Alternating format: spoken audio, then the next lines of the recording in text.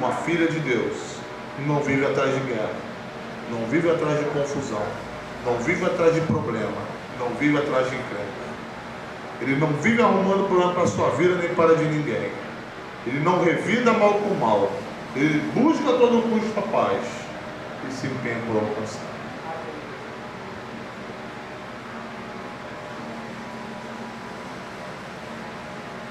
No que revidamos, perdemos a sabedoria. No que vou descontar isso que ele fez comigo, você entra pelo cano, você perde. Porque você não resolve a crise, você só aumenta o problema. Você vai ver o que eu vou fazer com você. Você só piora. Mais ira você suscita. Maior fica o problema. Mais cresce o drama dentro da sua casa. Uma mulher sábia, mesmo residindo em Abel Bet-Maaca, prado do lugar de opressão, ou seja, mesmo residindo no lugar de opressão, por conta de seus familiares que insistem em andar na presença de Deus, sabe que somente pela palavra de Deus, pelo sangue do Cordeiro, é que ela pode vencer o diabo. A mulher sabe, irmãos, ela não derrama sangue, ela não faz violência, direta ou indireta, mas ela aceita fielmente o sangue que o Senhor Jesus derramou por ela na cruz. Quando a mulher sábia age, irmãos, e aquela mulher, ela agiu, ela disse a Job: o que precisa Job fazer? Eu quero Seba. A mulher disse: eu vou jogar a cabeça dele por cima do muro. Vamos jogar a cabeça dele por cima do muro. Resolve. Ela desce, fala com os anciãos da cidade, eles pegam Seba, matam, degolam ele, jogam a cabeça por cima do muro e a paz se faz. Quando a mulher sábia age, irmãos, nós vemos quando ela grita. Quando ela grita, a crise é interrompida. Quando ela fala, as verdadeiras razões são manifestas, as verdadeiras razões da crise. E quando ela age, a crise cessa e a paz volta a reinar. Aquela mulher disse a Job: eu vou lançar a cabeça de Seba por cima do muro. E ela fez assim. Ela prometeu, irmãos, que ia fazer uma coisa. Ela prometeu uma atitude e agiu de acordo conforme o que ela tinha prometido. Ela não teve uma ação diferente do discurso. Ela não usou de falsidade, de trapaça ou de mentira. Ela era verdadeiramente uma fiel ao Senhor. Hoje, queridos e queridas, hoje vivemos a era da falsidade. Hoje vivemos a era da falsidade. É muito difícil hoje acreditarmos no que as pessoas prometem, no que as pessoas falam, porque elas dizem uma coisa e fazem outra diferente. Hoje está muito difícil.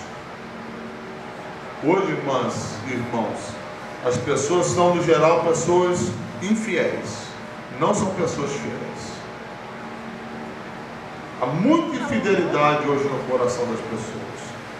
Há muita coisa que é falada só de boca. Há muita promessa vazia. Há muito voto, muita palavra que é dita, mesmo às vezes diante até de Deus e da igreja, viu? Que pouco ou nada representa. Hoje fala-se muito, mas não há real intenção de cumprir com nada do que é dito. Fala-se para causar impressão, para fazer parecer, para trazer a audiência de alguém.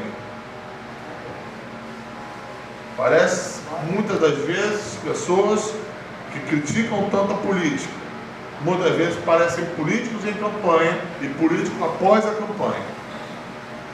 Políticos que prometem, e que depois não fazem nada do que prometeram. Pessoas que prometem. Falam. Sem a menor intenção de fazer aquilo que estão falando. A Bíblia classifica as pessoas, irmãos, de pessoas que não mantêm aliança. Pessoas que são assuntetous no grego. Pessoas que não mantêm a aliança. Pessoas que são infiéis nos contratos. Pessoas que são infiéis. E há muita infidelidade hoje. Mas aquela mulher, ela não foi infiel, ela foi fiel.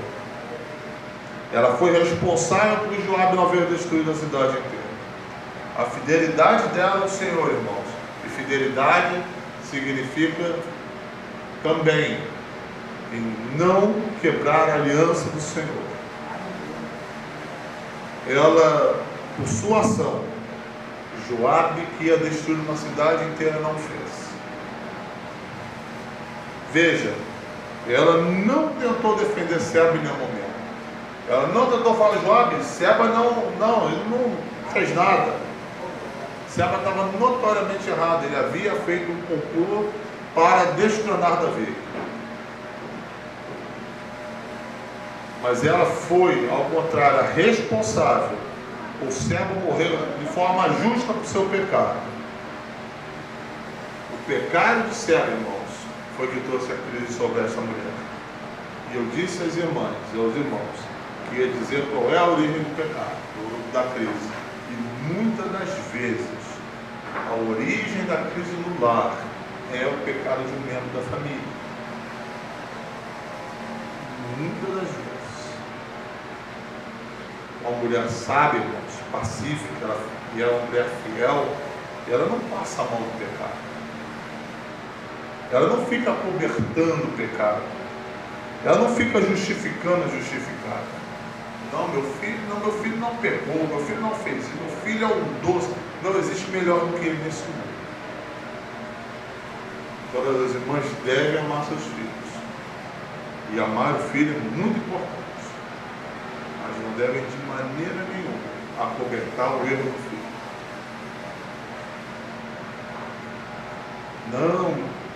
Não pode ter sido, não, meu marido, geralmente mulher, falar do marido não tem tanta coisa, mas fala mais do filho. O marido está errado mesmo. Se não tiver, passa a estar. Mas ela não fica justificando injustificável. Para ela, se é pecado, ponto final.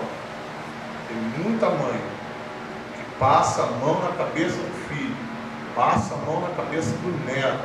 Muita avó passa a mão na cabeça do neto. Muita mãe passa a mão na cabeça do filho. Muito pai que passa a mão na cabeça do filho. Muito irmão passa a mão na cabeça de irmão. Dizendo, não pecou não. Quando é pecado mesmo. E isso é muito sério. Porque, irmãos, pecado é uma coisa que a gente precisa resolver com Deus. Se não resolve com Deus, aberto que está o problema. Percebe? E a Bíblia nos mostra como resolver pecado. Como é que resolve pecado?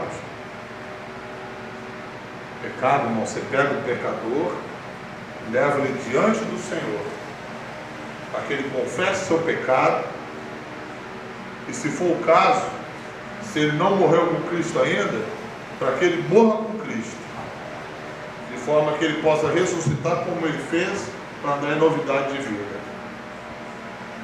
Irmãos, o pecado de um membro da família pode trazer crise sobre todos os familiares.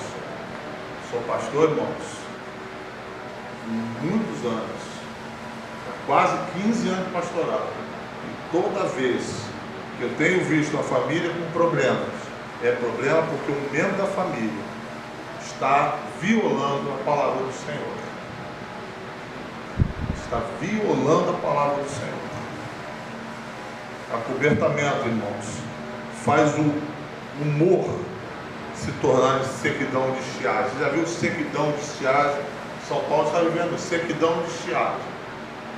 Rio secando, boi morrendo, planta murchando, ficando seca, parecendo farelo. É igual a visão do vale de nossos erros. Os ossos esfarelavam na mão, tão secos que estavam. E quando a gente é coberto do nosso pecado, irmãos, o que acontece? O nosso humor, ele vai ficando assim, esfarelento. Vai consumindo a nossa alma. Isso quem fala, irmão, não é pastor, não. É Davi no Salmo 32. A gente precisa tratar pecado com a devida seriedade.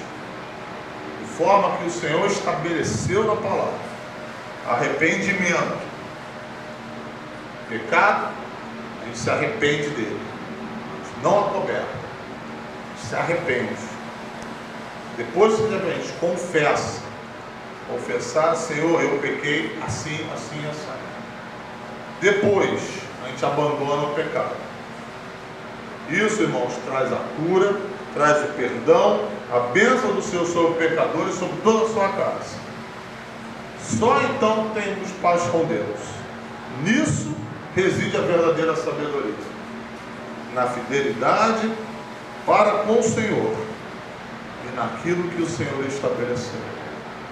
Amém, irmãos? Amém. Vocês compreenderam o que eu disse? Que Deus abençoe as irmãs e os irmãos, em nome de Jesus.